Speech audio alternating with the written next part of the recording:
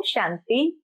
आज 20 मई 2024 के बाबा के अनमोल मधुर महावाक्य सुनेंगे।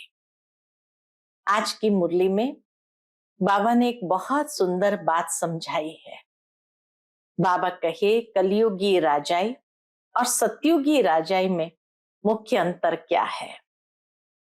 तो कलयुगी राजाई में अनेक वजीर होते हैं और गुरु भी करना पड़ता है, परंतु सतयुगी राजाई में बाबा कहे न वहां कोई वजीर है न कोई गुरु है, क्योंकि संगम युग पर परमात्मा की श्रीमत से हम इतने श्रेष्ठ और समझदार बनते हैं कि हमें किसी की भी राय की जरूरत नहीं है, इसलिए वजीर भी नहीं और ना ही कोई गुरु की दरकार है, क्योंकि सतगुरु की श्रीमत से इतना श्रेष्ठ बने हैं।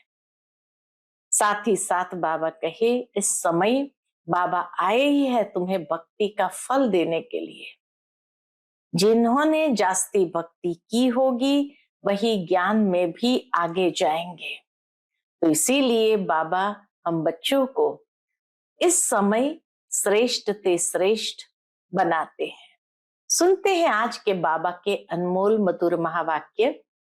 मीठे बच्चे, तुम बाप से भक्ति का फल लेने आए हो। भक्ति का फल है ज्ञान। जिन्होंने जास्ती भक्ति की होगी वही ज्ञान में आगे जाएंगे। आज की मुरली से प्रश्न है, कलयुगी राजाई में किन दो चीजों की जरूरत रहती है जो सतयुगी राजाई में नहीं होगी। उत्तर, कलयुगी राजाई में एक वजीर और दूसरा गुरु की जरूरत रहती है। सतयुग में ये दोनों ही नहीं होंगे। वहां किसी की राय लेने की दरकार नहीं, क्योंकि सतयुगी राजाई संगम पर बाप की श्रीमत से स्थापन होती है। ऐसी श्रीमत मिलती है जो 21 पीढ़ी तक चलती है और सब सदगति में है, इसलिए गुरु की भी दरकार नहीं है। गुरु करते हैं मनुष्य सदगति के लिए, वहां है ही सदगति में, तो गुरु की भी दरकार नहीं। दुर्गति हो तब तो सदगति की ओर ले जाए गुरु, वहां दुर्गति किसी की है ही नहीं। ओम शांति। ओम शांति का अर्थ क्या है? स्वधर्म में बैठो या अपने को आत्म समझ बैठो तो शांत में बैठेंगे। इसको कहा जाता है स्वधर्म में बैठना, शांति स्वधर्म में बैठना। भगवान वाच स्वधर्म में बैठो। अभी तुम्हें बेहद का बाप बेहद की पढ़ाई पढ़ाते हैं, क्योंकि बाप बेहद का सुख देने वाला है। पढ़ाई से सुख मिलता है ना। अब बाप कहते हैं अपने को आत्म समझ बैठो। बेहद का बाप आया है तुमको हीरे जैसा बनाने। हीरे जैसे देवी देवता ही होते हैं, वह कब बनते हैं? इतने ऊंच पुरुषोत्तम कैसे बने ये कोई भी बता न सके। ये लक्ष्मी नारायण इतने ऊंच कैसे बने, ये देवी देवताएं कब बनते हैं और कैसे बने, कोई भी बता न सके सिवाय बाप के। प्रजापिता ब्रह्मा के बच्चे तुम ब्राह्मण ठहरे, फिर तुमको देवता बनना है। ब्राह्मणों की है चोटी, तुम शूद्र से ब्राह्मण बने हो, तुम प्रजापिता ब्रह्मा की मुख वंशावली हो। मुख वंशावली तो नहीं हो। कलयुगी सब है मुख वंशावली। दुनिया के अंदर कलयुग में देखो सब कुख वंशावली, साधु संत ऋषि मुनि आदि सब द्वापर से लेकर कुख वंशावली बने हैं। अभी सिर्फ तुम प्रजापिता ब्रह्मा कुमार कुमारी ही मुख वंशावली बने हो। यह तुम्हारा है सर्वोत्तम कुल, देवताओं से भी उत्तम, क्योंकि तुमको पढ़ाने वाला, मनुष्य से देवता बनाने वाला बाप आया है। ये बाप की रिस्पॉन्सिबिलिटी है। बच्चों को बैठ समझाते हैं, क्योंकि भक्ति मार्ग वाले यहाँ आते ही नहीं है। यहाँ आते हैं ज्ञान मार्ग वाले। तुम आते हो बेहद के बाप से भक्ति का फल लेने। अब भक्ति का फल कौन लेंगे? जिसने सबसे जास्ती भक्ति की होगी वही पत्थर से पारस बुद्धि बनते हैं, वही आकर ज्ञान लेंगे, क्योंकि भक्ति का फल भगवान को ही आकर देना है। ये अच्छी रीति समझने की बातें हैं। अभी तुम कलयुगी से सतयुगी, विकारी से निर्विकारी बनते हो अथवा पुरुषोत्तम बनते हो। तुम आए हो ऐसा लक्ष्मी नारायण जैसा बनने के लिए। यह भगवान भगवती है तो जरूर इन्हों को भगवान ही पढ़ाएंगे। भगवान वाच, परंतु भगवान किसको कहा जाता है? भगवान तो एक होता है। भगवान कोई सैकड़ों हजार नहीं होते हैं, मिट्टी पत्थर में नहीं होते हैं। बाप को न जानने के कारण भारत कितना कंगाल बन पड़ा है। अब बच्चे जानते हैं भारत में इनकी यानी लक्ष्मी नारायण की राजधानी थी। इन्हों के बाल बच्चे आदि जो भी थे राजधानी के मालिक थे। तुम यहाँ आए ही हो किस लिए? बाबा कहे तुम यहाँ आए ही हो राजधानी के मालिक बनने के लिए। ये अभी तो नहीं है ना। भारत में इन्हों का राज्य था। बच्चों को समझाया जाता है जब इन देवी देवताओं की राजधानी थी, सूर्यवंशी और चंद्रवंशी थे, तब और कोई धर्म नहीं था।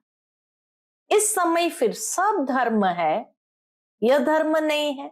देवी देवता धर्म लुप्त हो गया है। यह जो फाउंडेशन है जिसको थुर कहा जाता है, इस समय मनुष्य सृष्टि रूपी झाड़ का थुर सारा सड़ गया है, बाकी सब खड़े हैं। अब उन सब की आयु पूरी होती है। यह मनुष्य सृष्टि रूपी वैरायटी झाड़ है। भिन्न नाम रूप देश काल अनेकानेक है ना। इतना बड़ा झाड़ है। बाप समझाते हैं कल्प कल्प ये झाड़ जड़ीभूत तमो प्रधान हो जाता है, तब फिर मैं आता हूं। तुम मुझे पुकारते हो बाबा आओ, हम पतितों को आकर पावन बनाओ। हे पतित पावन कहते हैं तो निराकार बाप ही याद आता है। साकारी तो कभी याद नहीं आएगा। पतित पावन सदगति दाता है ही एक। जब सतयुग था तो तुम्हारी सदगति थी। अभी तुम पुरुषोत्तम संगम युग पर बैठे हो, बाकी और सब कलयुग में है। तुम हो पुरुषोत्तम संगम युग पर। उत्तम ते उत्तम पुरुष व ऊंच ते ऊंच गाया जाता है एक भगवान। उत्तम ते उत्तम पुरुष व ऊंच ते ऊंच गाया जाता है एक भगवान। ऊंचा तेरा नाम, ऊंचा तेरा धाम, ऊंचे ते ऊंचे रहते हैं ना परम धाम में। ये बड़ा सहज समझने का है। सतयुग, त्रेता, द्वापर, कलयुग, फिर है संगम युग। इसका किसको पता नहीं है, संगम युग का किसको भी पता नहीं। ड्रामा में ये भक्ति मार्ग भी बना हुआ है। ऐसे नहीं कह सकते कि बाबा फिर ये भक्ति मार्ग क्यों बनाया है, ये तो अनादि है। मैं बैठ तुमको इस ड्रामा का राज समझाता हूं। मैंने बनाया हो तो फिर कहेंगे कब बनाया। बाप कहते ये तो अनादि है ही है। ये ड्रामा अनादि है ही है। शुरू कब हुआ ये सवाल ही नहीं आ सकता। अगर कहेंगे फलाने समय शुरू हुआ तो कहेंगे बंद कब होगा, परंतु नहीं, ये तो चक्र चलता ही रहता है। तुम चित्र भी बनाते हो ब्रह्मा विष्णु शंकर का, यह है देवता है। त्रिमूर्ति दिखाते हैं, उसमें ऊंचते ऊंच शिव को दिखाते नहीं है। त्रिमूर्ति में ऊंचते ऊंच शिव बाबा को नहीं दिखाते हैं, उनको अलग कर देते हैं।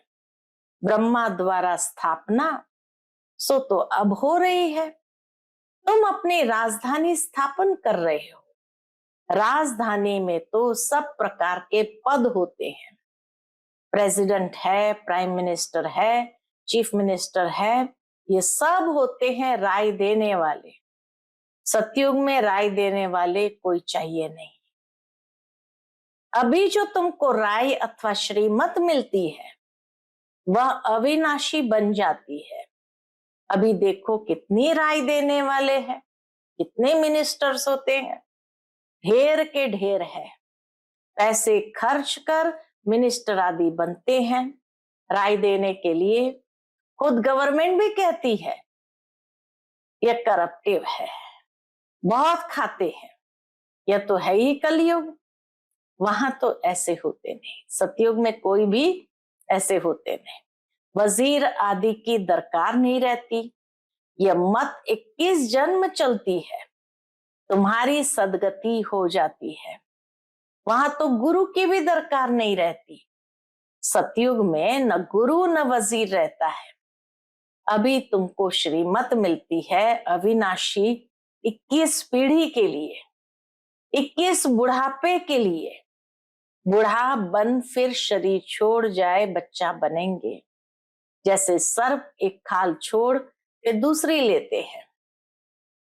बाप समझाते हैं, मीठे मीठे बच्चों, तुम ब्राह्मण ब्राह्मणियां हो, ग्रंथ में भी पढ़ते सुनते तो सब है, मूत पलिती कपड़ धोए। भगवान को बुलाते हैं आकर, मूत पलिती कपड़ा, हम आत्माओं का धुलाई करो। हम सब आत्माओं के बाबा आकर हमारा कपड़ा साफ करो। शरीर तो नहीं धोना है, आत्माओं को धोना है, क्योंकि आत्मा ही पतित बनी है। पतित आत्मा को आकर पावन बनाओ। तो बाप बच्चों को समझाते हैं, क्या समझाते हैं? मीठे मीठे बच्चों, मुझे यहाँ आना पड़ता है।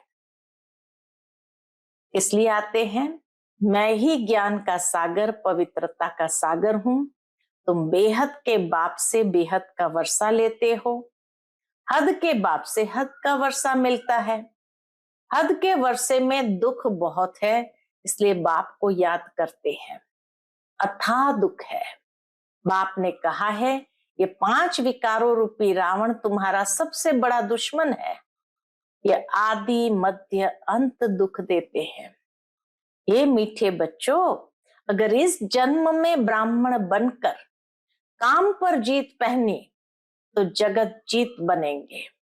तुम पवित्रता धारण करते हो, इसलिए देवता बनने के लिए तुम आए हो। आदि सनातन देवी देवता धर्म की स्थापना करने। यह है पुरुषोत्तम संगम युग। इसमें पुरुषार्थ कर पावन बनना है। हमारा मुख्य पुरुषार्थ है पावन बनने का।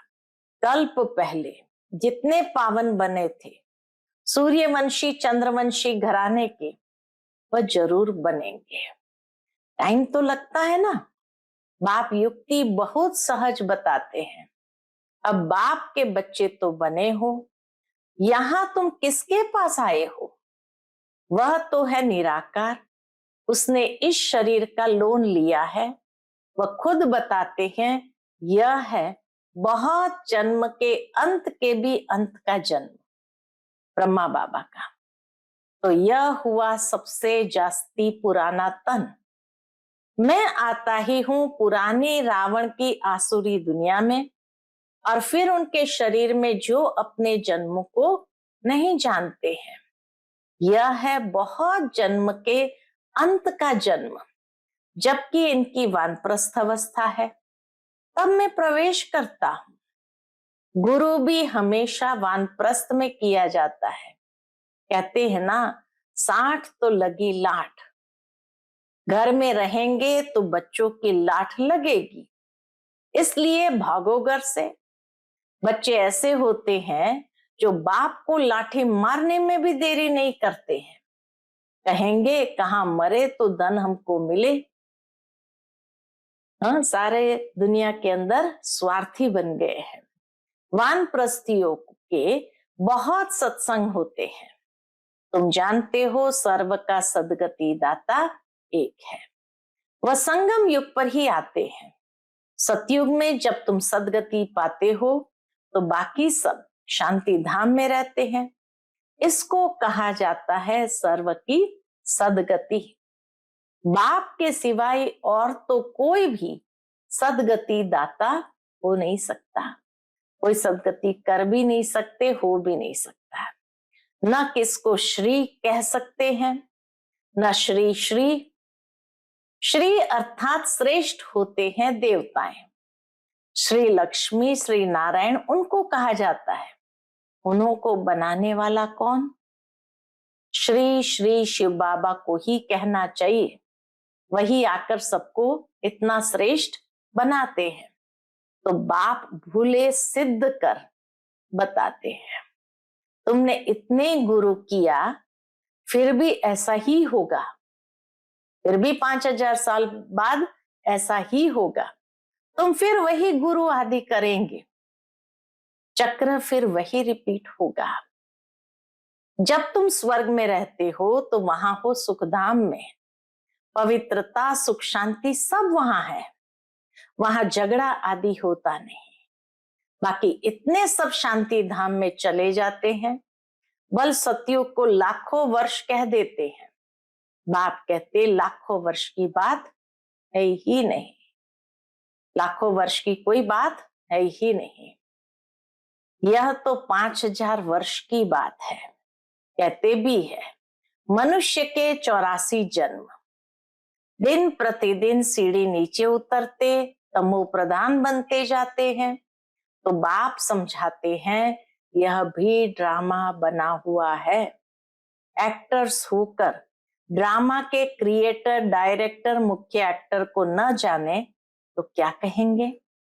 बाप कहते इस बेहद के ड्रामा को कोई भी मनुष्य मात्र नहीं जानते हैं। यह बाप आकर समझाते हैं। कहते भी है शरीर लेकर पाठ बजाते हैं तो नाटक हुआ ना। नाटक के मुख्य एक्टर्स कौन है? कोई बता नहीं सकेंगे। अभी तुम बच्चे जानते हो ये बेहद का ड्रामा कैसे जो मिसल चलता है। जैसे पानी की राख चलती है, धीरे धीरे धीरे धीरे बैल उसको घुमाता जाता है। तो बाबा कहे जो मिसल चलता है, टिक टिक होती रहती है। मुख्य है ऊंचते ऊंच बाबा, जो आकर समझाते भी है और सर्व की सदगति भी करते हैं। सतयुग में दूसरे कोई होते नहीं, बहुत थोड़े हैं।